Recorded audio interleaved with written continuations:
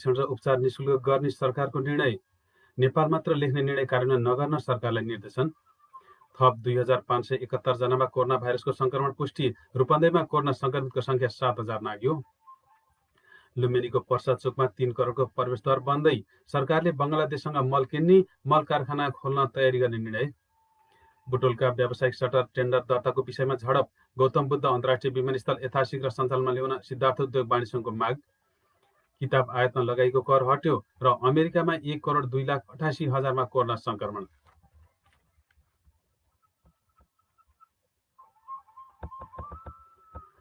नमस्कार, बिहान 5:30 बजेको रूपन्देही समाचारमा स्वागत छ। समाचार सँगै छु म शङ्कर पाण्डे। अब समाचार विस्तारमा।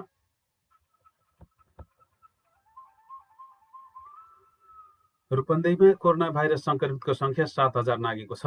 हिजो थप 78 जनामा कोरोना पुष्टि भएसँगै जिल्लामा कोरोना संक्रमितको संख्या 7024 पुगेको स्वास्थ्य कार्यालय रूपन्देहीका भेक्टर कन्ट्रोल निरीक्षक केदारनाथ शाहले जानकारी दिनुभयो। स्वास्थ्य कार्यालयका अनुसार हिजो बुटोल उपमहानगरपालिकाका 17, सिद्धार्थनगर नगरपालिकाका 11, तिलोत्तमा नगरपालिकाका 21, देवदह नगरपालिकाका 9, शुद्धोधन गाउँपालिकाका 5, सैनमैना नगरपालिकाका 9, गैंडाहवा गाउँपालिका र ओमसतिया गाउँपालिकाका 2 तथा सियारी र रोहिणी गाउँपालिकाका 1 जनामा कोरोना संक्रमण पुष्टि भएको छ। कोरोना पुष्टि हुनेमा 34 महिला र 44 जना पुरुष छन्। जिल्लामा हालसम्म 5601 जना कोरोना संक्रमित निको भएका छन् भने 1342 जना उपचाररत छन्। स्वास्थ्य कार्यालयका अनुसार हालसम्म रूपन्देहीमा 81 जना कोरोना संक्रमितको मृत्यु भएको छ।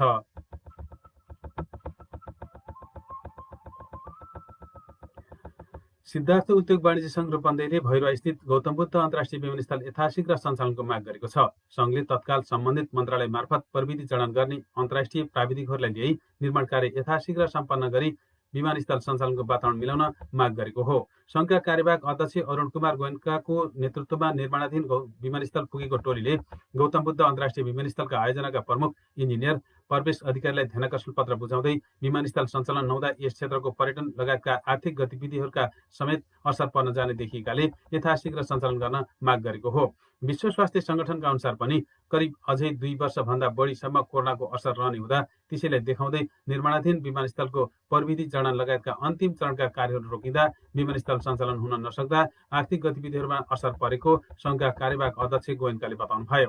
यस विषयमा परिस्थितिमा पनि निकट भविष्यमा गौतम बुद्ध अन्तर्राष्ट्रिय विमानस्थलको निर्माण सम्पन्न भई सञ्चालन हुने र त्यसबाट यस क्षेत्रका सम्पूर्ण पर्यटन उद्योगसँग सम्बन्धित सबै उद्योगी व्यवसायीहरूले त्यसको प्रत्यक्ष अप्रत्यक्ष लाभ प्राप्त गर्ने सकारात्मक सहित विद्यमान विभिन्न बैंक ब्याज, घरभाडा कर, विभिन्न सरकारी राजस्व, कर्मचारी तलब आदि भुक्तानी गर्नुपर्ने चुनौतीहरू व्यवस्थापन गर्दै आएका छौँ, ध्यानाकर्षण पत्रमा उल्लेख छ। गत 2076 साल चैत्र 11 गतेदेखि करिब 6 महिना लामो निरन्तरको लकडाउन तथा निषेधाज्ञाको पूर्ण रूपमा पालना गरी आफ्ना पर्यटन व्यवसायीहरूले आफ्ना सबै व्यावसायिक गतिविधिहरू पूर्ण रूपमा बन्द गरी कोरोना विरुद्धको लडाईँमा सरकारलाई पूर्ण सहयोग गरेको संघका महासचिव नेत्रप्रसाद आचार्यले बताउनुभयो। ध्यानाकर्षण पत्र बुझाउन संघका कार्यवाहक अध्यक्ष सहित पदाधिकारी, कार्य समिति सदस्यहरू विमानस्थल पुगेको कार्यकारी सचिव आनन्द खनालले बताउनुभयो।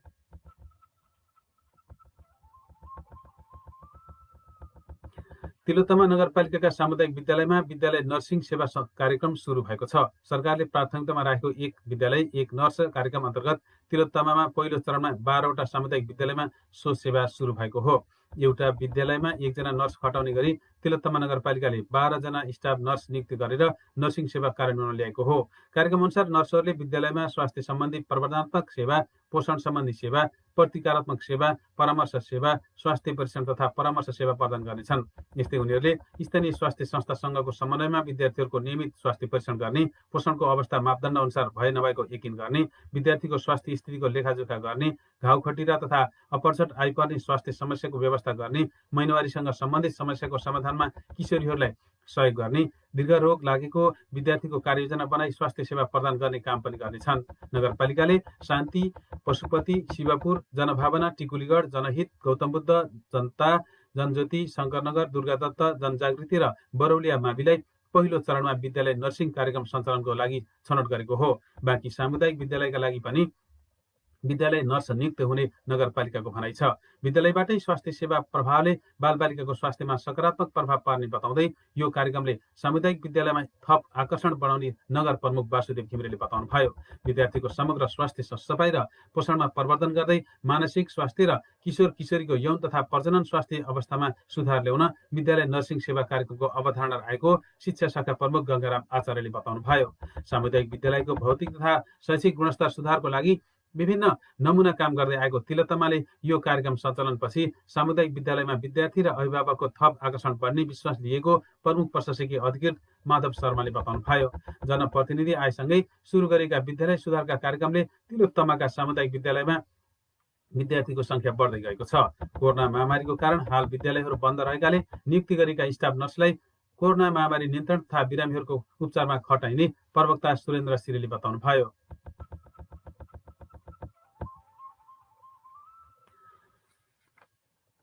बुद्ध जन्मस्थल लुम्बिनी र मायादेवी मन्दिर पुग्ने भैरवा तौलिहावा सडक खण्डको पर्सा चौरामा करिब 3 करोड लागतमा आकर्षक प्रवेशद्वार बन्ने भएको छ। लुम्बिनी गुरु योजना अन्तर्गतको पर्सा लोहखडिया सडक खण्डको प्रस्थान बिन्दुमा पर्यटकलाई स्वागत गर्दै शान्ति र परिवर्तनको आभास हुने गरी प्रवेशद्वार बनाउन लागि लुम्बिनी विकास कोषले जनाएको छ।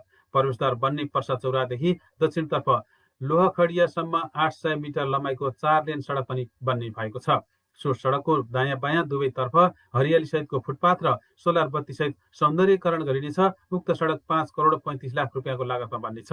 18 महिनाभित्र सडक निर्माण सम्पन्न गरेर प्रवेशद्वार बनाउन सुरु गरिने लुम्बिनी विकास कोषको प्रमुख प्रशासकीय अधिकृत ज्ञानेन्द्र राईले बताउनुभयो। प्रवेशद्वार निर्माणको हिजो सोमबार शिलान्यास गरिएको छ। लुम्बिनी प्रदेश सरकारका उद्योग पर्यटन तथा वातावरण मन्त्री लीला गिरीले प्रवेशद्वारको शिलान्यास गर्नुभएको हो।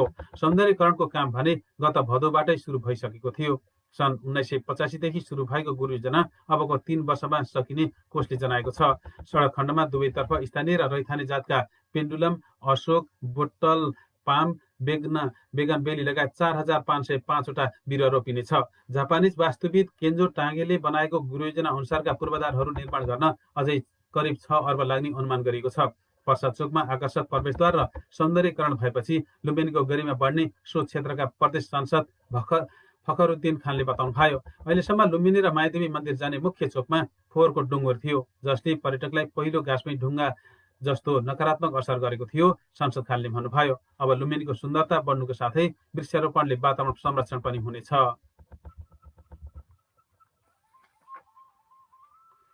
जापान गोजुरियो करान्तिटो मिसन एसोसिएसन नेपालले हिजो सोमबार रूपन्देहीका प्रहरी प्रमुखलाई स्वागत गरेको छ। एसोसिएसनले रूपन्देहीका प्रहरी प्रमुख एसपी परवीन पोखरेललाई एक कार्यक्रम गरी स्वागत गरेको हो। एसोसिएसनका संस्थापक अध्यक्ष केबी राणा काजीको अध्यक्षतामा भएको स्वागत कार्यक्रममा प्रमुख सल्लाहकार भरत बहादुर केसी, रूपन्देहीका अध्यक्ष उमेश थापा लाटो Magar, senior black belt Joshi मतबल लगायतको उपस्थिति रहेको थियो।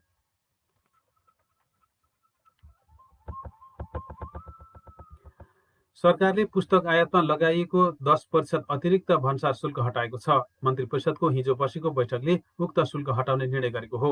अघिल्लो आर्थिक वर्षको बजेटले विदेशबाट आयात हुने किताब तथा पत्र पत्रिकामा 10% अतिरिक्त शुल्क लगाउने व्यवस्था गरेको थियो। यसले करिब 1.5 वर्षदेखि स्थानीय बजारमा किताब आयात प्रभावित भएको थियो। अन्तर्राष्ट्रिय प्रकाशन गृहबाट छापिएका नयाँ किताब यहाँ कमै पाइन थालेका थिए। पूर्व अर्थमन्त्री युवराज खतिवडाले तयारी वस्तु र कच्चा पदार्थ आयातको भन्सार दरमा फरक कायम गर्ने भन्दै विदेशमा छापिएर आउने किताबमा 10% भन्सार लगाउनु भएको हो। यसअघि नेपालमा किताब तथा पत्रिका छाप्न ल्याउने कागजमा 5% भन्सार लाग्ने भए पनि छापिएर आउने किताब तथा पत्रिका भने छुटमा आउने गरेका थिए। नेपालका धेरै प्रकाशकले भारतका कारखानामा पुस्तकहरू मुद्रण गरेर ल्याउने गरेका थिए। प्रेस सञ्चालकले नेपालमा कागज किनेर छाप्नुभन्दा विदेशबाटै छपाएर ल्याउनु सस्तो हुने भन्दै सरकारको ध्यानाकर्षण गराउँदै आएका थिए। किताब कर विरुद्ध काठमाडौँ लगायत देशका विभिन्न शहरमा विरोध पनि भएको थियो। केही युवा समूहले पाटन दरबार स्क्वायरमा किताब पढेर साङ्केतिक विरोध पनि जनाएका थिए।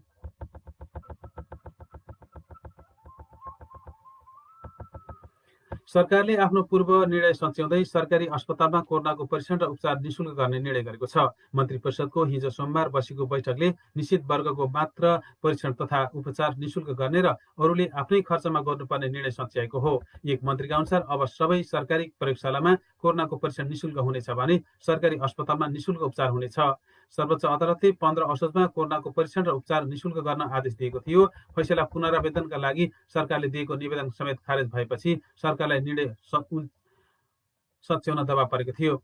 स्रोतका अनुसार मन्त्री परिषदको निर्णयमा निजी अस्पतालबारे भने बोलिएको छैन। बैठकले कोरोनाको भ्याक्सिन बन्न साथ नेपालमा ल्याउने पहल गर्न अर्थ, परराष्ट्र र स्वास्थ्य सचिव रहेको कमिटी समेत बनाउने निर्णय गरेको स्रोतले बताएको छ।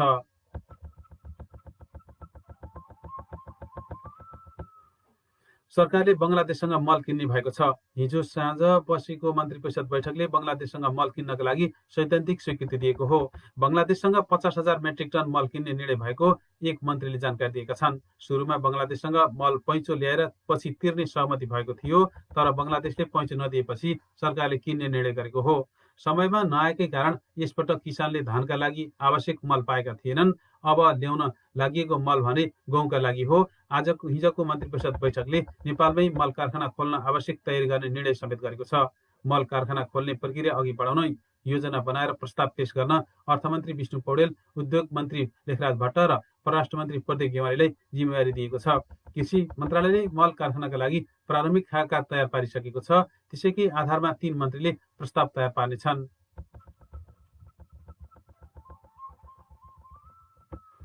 बाराबाट प्रहरीले विस्फोटक पदार्थसहित 2 जनालाई पक्राउ गरेको छ। फेटा गाउँपालिका 1 बस्ने 28 वर्षीय लालबाबु दास र 27 वर्षीय कन्हैया दास पक्राउ परेका हुन्। इलाका प्रहरी कार्यालय जितपुरबाट खटिएको प्रहरी टोलीले जितपुर सिमरा उपमहानगरपालिका 5 स्थित लालका पुल नजिकै सडक खण्डमा चेक जाँच गर्ने क्रममा उनीहरूलाई नियन्त्रणमा लिएको हो। वीरगञ्जबाट चितवनतर्फ जाँदै गरेको ना 7 ख 6041 नम्बरको बसको डिग्गीमा खुर्सानीको बोराभित्र लुकाएर लैजाँदै गरेको अवस्थामा विस्फोटक पदार्थ पटक्का बरामद भएको जिल्ला प्रहरी कार्यालय 12 का प्रवक्ता गौतम मिश्रले जानकारी दिनुभयो। बोराबाट नागिन पटक्का 40 बन्डल, विस्फोटक पदार्थ बनाउन प्रयोग गरिने गन्धक जस्तो देखिने पहेँलो पदार्थ 1 किलो 500 ग्राम र सुहागा जस्तो देखिने सेतो पदार्थ 6 किलो 900 ग्राम फेला परेको उहाँले बताउनु भयो। विस्फोटक पदार्थ सहित पक्राउ परेका उनीहरू विरुद्ध विस्फोटक पदार्थ अन्तर्गत कोसुरमा 12 जिल्ला अदालतबाट 5 दिनको म्याद अनुमति दिई थप अनुसन्धान भइरहेको 12 प्रहरीले जनाएको छ।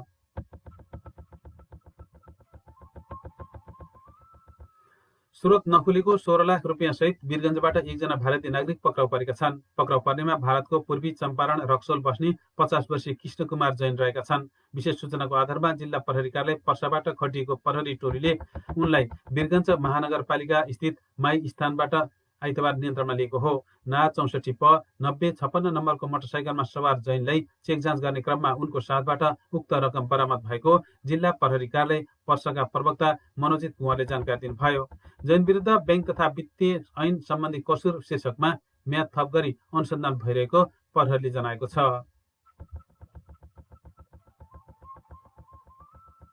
नेपाल विद्युत प्राधिकरणको निमित्त कार्यकारी निर्देशकमा हितेन्द्र देव साक्य नियुक्त हुनुभएको छ। ऊर्जा, जलस्रोत तथा सिंचाई मन्त्रालयले साक्यलाई निमित्त कार्यकारी निर्देशकको जिम्मेवारी दिने निर्णय गरेको मन्त्रालयका प्रवक्ता प्रवीण राज अर्यालले जानकारी दिनुभयो। अर्को व्यवस्था नहुँदासम्मका लागि मन्त्रालयले साक्यलाई निमित्तको जिम्मेवारी दिएको हो। साक्य प्राधिकरणका सबैभन्दा वरिष्ठ उपकार्यकारी निर्देशक हुनुहुन्छ। प्राधिकरण अन्तर्गतको एनईए इन्जिनियरिङमा काजमा खटिएका साक्यलाई प्राधिकरणमा फिर्ता बोलाएर निमित्त कार्यकारी निर्देशकको जिम्मेवारी दिएको हो। शुक्रबार बसेको प्राधिकरण सञ्चालक समितिको बैठकमा ऊर्जा मन्त्री वर्षमान पुनले साक्यलाई एनईए इन्जिनियरिङबाट प्राविधिकरणमा फिर्ता बोलाउन निर्देशन दिनुभएको थियो। साक्यलाई वरिष्ठताका आधारमा निमित्त कार्यकारी निर्देशकको जिम्मेवारी दिएको हो। यसअघि साक्य अर्को संस्थामा काजमा रहेको भन्दै अर्का उपकार्यकारी निर्देशक लेखनाथ कोइरालालाई निमित्तको जिम्मेवारी दिएको थियो। पछिल्ला कार्यकारी निर्देशक कुलमान घिसिङ कार्यकाल सकिएर भदौ 31 गते प्राधिकरणबाट बिदा भएपछि यो पद खाली छ।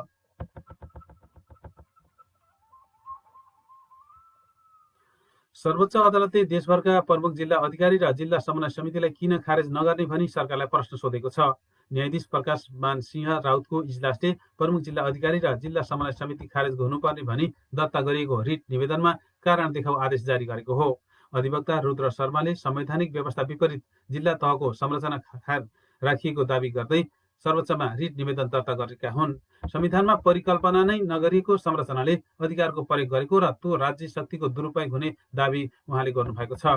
खास गरी कतिपय कानूनले परिचयलाई विभिन्न अधिकार दिएको भए पनि संविधानले उक्त पदको परिकल्पना नगरेको उहाँको रिटमा दाबी छ। संविधानमा अधिकारको बाँडफाँडमा केवल सङ्घ, प्रदेश र स्थानीय तहमा मात्रै सहभागिता हुन सक्ने भन्दै पर्जिया र जिससको खारेजीको माग गरिएको छ।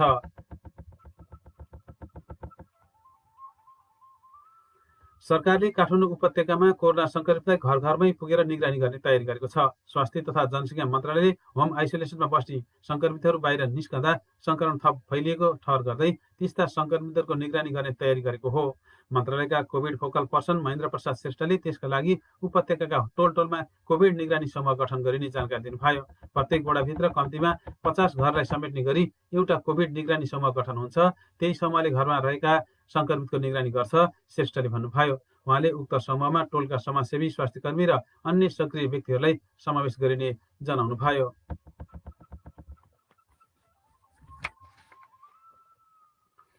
प्रतिनिधि सभाको राज्य व्यवस्था तथा सुशासन समितिले संघीय लोकतान्त्रिक गणतन्त्र नेपालको साटो नेपाल मात्र लेख्ने निर्णय कार्यान्वयन नगर्न सरकारलाई निर्देशन दिएको छ। देशको नाम लेख्दा संघीय लोकतान्त्रिक गणतन्त्र नेपालको साटो नेपाल मात्र लेख्ने मन्त्री परिषदको निर्णयबारे समितिले हिजो परराष्ट्र मन्त्री प्रदीप गेवालीसँग छलफल गरेको थियो। बैठकमा मन्त्री प्रदीप गेवालीले देशको नाममा कुनै विशेषण जोड्न जरुरी नभएको बताउनु भएको थियो। संघीय लोकतान्त्रिक गणतन्त्र नाम नभई देशले अवलम्बन गरेको राज्य प्रणाली भएको र सरकारले नामबारे मात्र निर्णय गरेको उहाँको स्पष्टीकरण थियो। तर समितिले संघीय लोकतान्त्रिक गणतन्त्र नेपालको साटो नेपाल मात्र लेख्ने निर्णय कार्यान्वयन नगर्न निर्देशन दिएको छ। समितिको निर्णयमा सत्तारूढ नेपाल कम्युनिस्ट पार्टी नेकपाका सांसदद्वय विजय सुब्बा र नवराज सिलवालले भने फरक मत राखेका छन्। सरकारले गणतन्त्र विरुद्ध जान खोजेको होइन भनेर स्पष्टीकरण दिइसकेकाले मन्त्री परिषदको निर्णय कार्यान्वयन नगर्न निर्देशन दिनु नपर्ने उहाँहरूको तर्क छ। नेपालमा पछिल्लो 24 घण्टामा थप 2571 जनामा कोरोना भाइरसको संक्रमण पुष्टि भएको छ। यो सँगै कोरोना संक्रमितको संख्या 1,97,024 पुगेको छ। पछिल्लो 24 घण्टामा काठमाडौँ उपत्यकामा मात्रै थप 1428 कोरोना संक्रमित थपिएको स्वास्थ्य तथा जनसङ्ख्या मन्त्रालयले जनाएको छ। संक्रमित पुष्टि हुनेमा 630 महिला र 798 पुरुष रहेका छन्। काठमाडौँमा 1136, भक्तपुरमा 91 र ललितपुरमा 201 जना नयाँ संक्रमित थपिएका हुन्। स्वास्थ्य तथा जनसङ्ख्या मन्त्रालयका अनुसार हालसम्म कोरोनाका सक्रिय संक्रमितको संख्या 36,174 रहेको छ। यसअघि अस्तिको तथ्याङ्क अनुसार नेपालमा कोरोना संक्रमितको संख्या 1,94,453 थियो। पछिल्लो 24 घण्टामा थप 1798 जना कोरोना संक्रमण मुक्त भएका छन्। यो सँगै नेपालमा कोरोना संक्रमण भएर निको हुनेको संख्या हालसम्म 1,69,724 पुगेको छ। उनीहरू देशका विभिन्न स्थानका अस्पतालबाट संक्रमण मुक्त भएको स्वास्थ्य तथा जनसङ्ख्या मन्त्रालयले जानकारी दिएको छ। यसैबीच पछिल्लो 24 घण्टामा थप 18 जनाको कोरोना भाइरसको संक्रमणका कारण मृत्यु भएको स्वास्थ्य तथा जनसङ्ख्या मन्त्रालयले पुष्टि गरेको छ। यो सँगै नेपालमा कोरोनाले ज्यान गुमाउनेको संख्या 1126 पुगेको छ।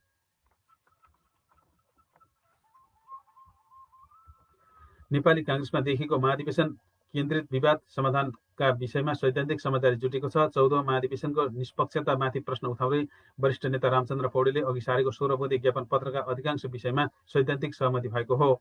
साउन पहिलो साताबाट सतहमा आएको कांग्रेसको विवाद यो सहमतिसँगै तत्कालका लागि टरेको छ। साउन पहिलो साता पौडेल समूहले केन्द्रीय विभागमा भइरहेको मनोनयन, पार्टी संरचनाको गठन, क्रियाशील सदस्यताको वितरण तथा नवीकरण, भातृ एवं शुभेच्छुक संस्था, अन्य पार्टीबाट कांग्रेसमा आउने नेता तथा कार्यकर्ताको समायोजनको मापदण्ड, पार्टीको स्थानीय तहको समायोजन र विदेश स्थित जनसम्पर्क समितिका विषयलाई मुद्दा बनाएको थियो। यो सँगै कांग्रेसमा विभाग गठन भएको विवाद किनारा लागेको छ। महाधिवेशनको तारिका घोषणा भएपछि सभापति देउवाले विभाग गठन गरेको भन्दै पौडेल पक्षको विरोध छ।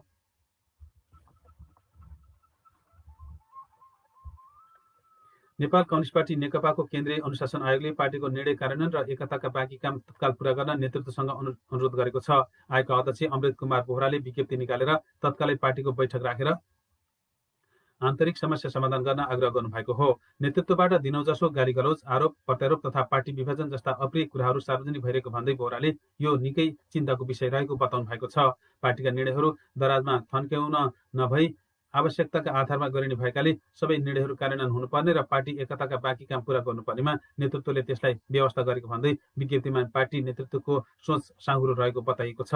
अहिले नेतृत्व आत्मकेन्द्रित हुँदा पार्टी नै समस्यामा परेको भन्दै अध्यक्ष बोहराले उत्तेजना र गाली गलौजले समस्या समाधान नहुने बताउनु भएको छ। बैठक राख्ने विषयलाई कुनै प्रतिष्ठाको विषय नबनाउन संयम, धैर्यता र राजनैतिक सोचबुझ सहित नागरिक र राष्ट्रका समस्यामा ध्यान केन्द्रित गर्दै पार्टीलाई एकताबद्ध र गतिशील बनाउन विज्ञप्तिबाट नै अनुरोध गरिएको छ।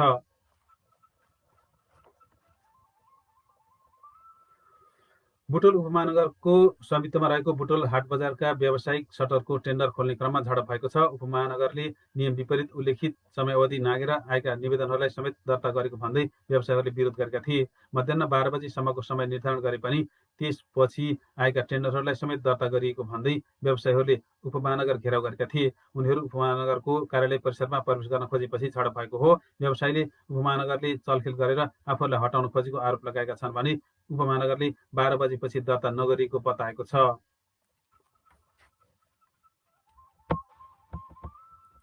कोरोना भाइरसको दोस्रो लहर आएपछि अहिले युरोपका धेरै ठाउँमा लकडाउन गरिएको छ।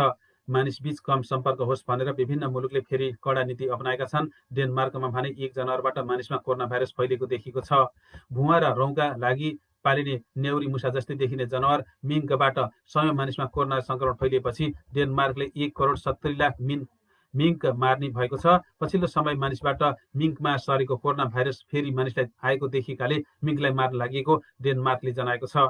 डेनमार्कका अनुसन्धानकर्ताहरूले मिङ्कमा हुँदा कोरोना भाइरसको जिनमा उत्पत्ति परिवर्तन भएको देखिएको छ। मिङ्कबाट आएको नयाँ कोरोना भाइरस अहिले बनाइरहेका भ्याक्सिनले काम नगर्ने ठानेर अधिकारीहरूले यति ठूलो संख्यामा मिङ्क मार्न लागेका हुन्। मिङ्कबाट फैलिएको कोरोना भाइरस झन् डरलाग्दो हुन्छ कि हुन्न भन्ने यकिन नभए पनि पूर्व सावधानी स्वरूप यस्तो निर्णय गरेको डेनिस अधिकारीहरूको भनाइ छ। विश्व स्वास्थ्य संगठनले डेनमार्कबाट आएका रिपोर्टहरू ध्यान दिनुपर्ने खालका भए पनि मिङ्कबाट आउने कोरोना भाइरसको नयाँ स्ट्रेनले भ्याक्सिन विकासमा असर पर्छ कि पर्दैन भन्नेमा अझै अध्ययन गर्नुपर्ने आवश्यकता रहेको जनाएको छ। डेनिस वैज्ञानिकहरूले मिङ्कबाट आएको कोरोना भाइरसको स्ट्रेनको अध्ययन गरिरहेका छन् भने संसारका अरू अनुसन्धानकर्तासँग पनि तथ्याङ्कहरू आदान प्रदान गरिरहेका छन्। मिङ्कबाट मानिसमा अझ धेरै फैलिन सक्ने क्षमता भएको कोरोना भाइरस सरेपछि वैज्ञानिकहरूले अरू जनावरहरूबाट पनि त्यस्तै भाइरस मानिसमा सर्न सक्छ कि सक्दैन भन्नेमा अध्ययन गरिरहेका छन्। अहिलेसम्म कुकुर बिरालोलाई पनि कोरोना भाइरस देखिएको छ, तर उनीहरूको सम्पर्कमा आउने मानिसमा भाइरस सरेको देखिएको छैन।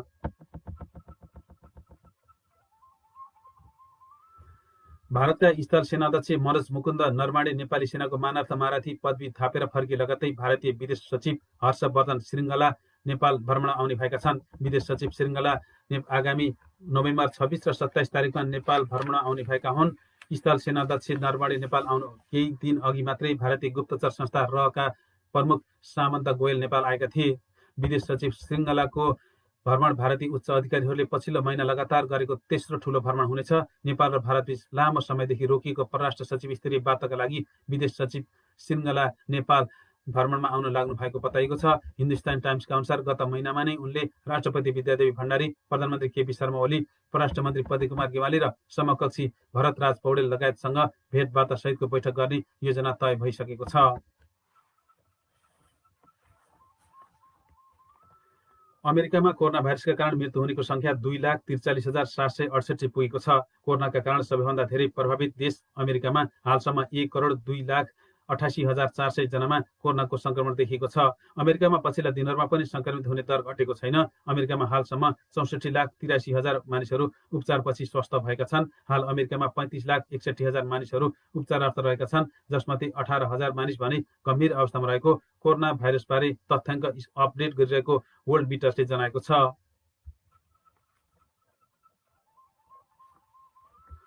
यसैबीच विश्वव्यापी रूपमा रहेको महामारीको रूप लिएको कोरोना भाइरसबाट संक्रमित हुनेको संख्या 5 करोड आएको छ। पछिल्लो 30 दिनमा मात्रै कोरोना भाइरसको दोस्रो लहरका बीच 1/4 संक्रमित बढेका छन्। अक्टोबर महिना संक्रमणका हिसाबले सबैभन्दा खराब रहेको अन्तर्राष्ट्रिय सञ्चार माध्यमहरूले बताएका छन्।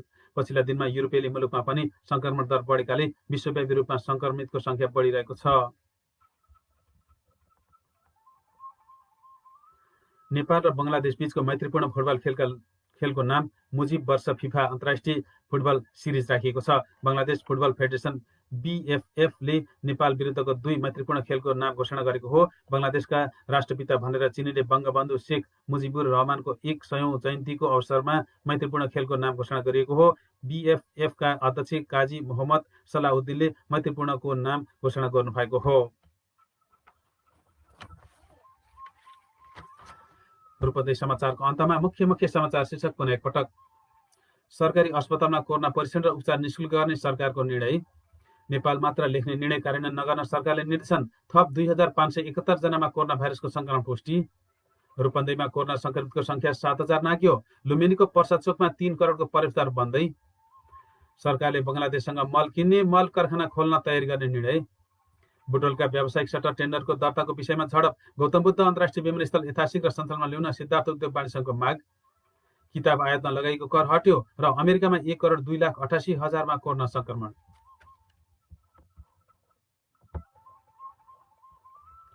हवस् त अहिलेका लागि रूपन्देही समाचार यति नै। अब यसपछि 6 बजी कायाकरण र 36 बजी कार्यक्रम भलाकुसारी सुन्न सक्नुहुनेछ। तबसम्मको लागि म शङ्कर पाण्डे पनि आज्ञा चाहन्छु। नमस्ते।